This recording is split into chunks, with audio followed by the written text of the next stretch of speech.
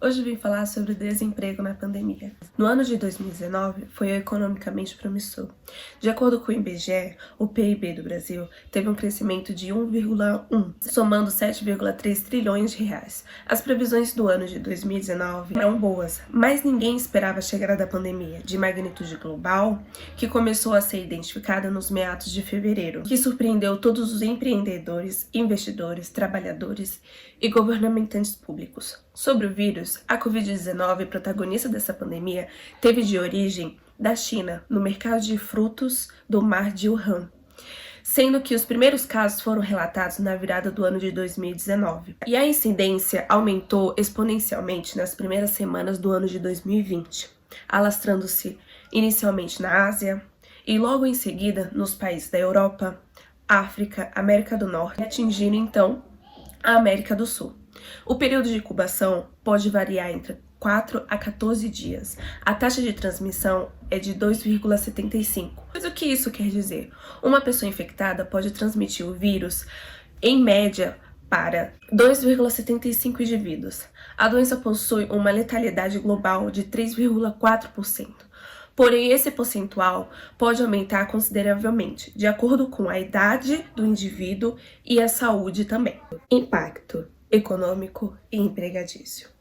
Alguns dos setores mais impactados pela pandemia do coronavírus foram os setores de beleza, turismo, construção civil, microempreendedor individual que presta serviço em residências, o setor de entretenimento presencial. Neste novo cenário, o governo e as iniciativas preventivas tiveram que adotar medidas de segurança para minimizar as perdas econômicas, taxas de desemprego e o risco de transmissão dos vírus e o número de mortes. De acordo com o economista Márcio Camargo, na entrevista do Jornal da Record, com essa crise, certamente haverá um aumento de taxa de desemprego. Porém, tudo depende do tempo de confinamento. Por exemplo, quanto maior o período de confinamento, maior a taxa de desemprego. Antes da crise do coronavírus, a pesquisa do IBGE apontava uma taxa de 11,6% de desemprego no Brasil. E se o confinamento durasse até o mês de maio, a taxa de desemprego chegaria a 14%. Porém, devido ao prolongamento do período de isolamento social, tivemos atualmente uma margem de 17,7% de desemprego. Caso as medidas de confinamento não tivessem sido adotadas, este percentual seria ainda maior considerando a exposição de pessoas ao vírus e o isolamento para a recuperação. Ainda na entrevista, José Márcio comenta que a economia do Brasil será lenta e progressiva.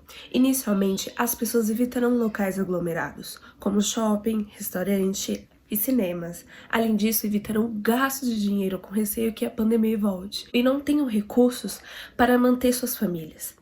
Adaptação, governo e iniciativas preventivas.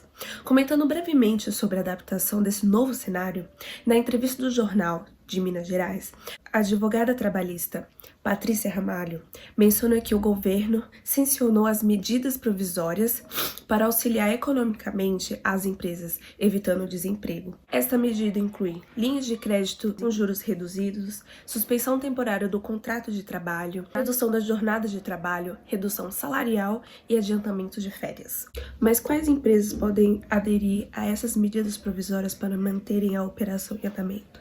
As empresas que podem são empresas com faturamento bruto anual de R$360 mil ou inferior a 3 milhões com base ao exercício de 2019. A empresa pode financiar o empréstimo realizado com o banco em até 36 vezes com taxa de juros de até 3,75% ao ano, tendo um período de até 6 meses para efetuar o pagamento da primeira parcela. Mas essa empresa pode utilizar este dinheiro para pagar as contas? Não. Esses recursos podem ser utilizados exclusivamente para as empresas que quitarem as folhas de pagamento por até 2 meses, no limite de 2 salários mínimos por trabalhador. E como será feito o controle utilizados esses recursos? Para evitar que estes recursos sejam utilizados para pagamentos secundários e outros fins, o valor será transferido diretamente para a conta do trabalhador. E o que assegura o serviço do trabalhador após o período do empréstimo realizado pelo empregador?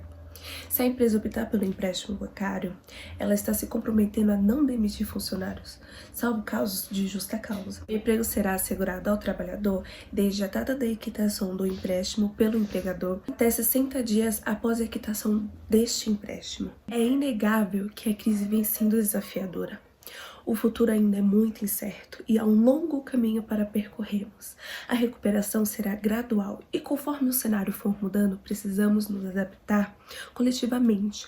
Porém, entidades econômicas, alguns seguidores governamentais e empresas e trabalhadores estão mutuamente trabalhando para ultrapassar essa crise. Dando um passo de cada vez, nós venceremos essa fase. Obrigada.